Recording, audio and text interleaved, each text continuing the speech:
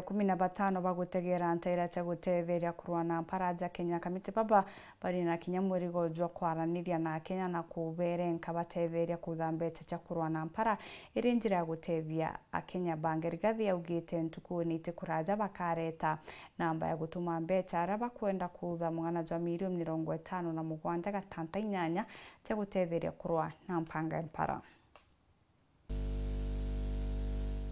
Steering Committee on Drought Response that we are inaugurating today will, among other things, establish a private-led National Drought Mitigation Appeal Fund and mobilize resources to alleviate the impact of drought ravaging parts of this country.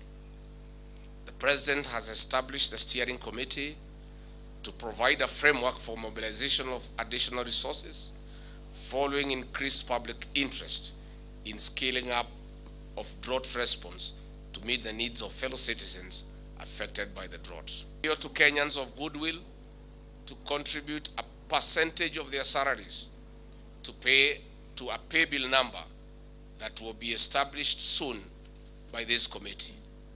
Already, our men and women in the Kenya Defense Forces have offered to forego 1 day's salary to contribute to the response kit. The National Youth Service has followed suit.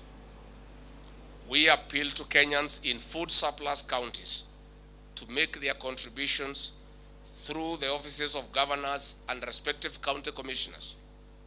The governors and county commissioners will work with the task force to be unveiled today and will coordinate the transfer of food to Kenyans suffering in deficit areas. It's now my duty on behalf of the President of the Republic of Kenya, Dr. William Ruto, to declare this steering committee officially inaugurated and ask them to move with speed and go to work and mobilize resources for the benefit of the people of Kenya.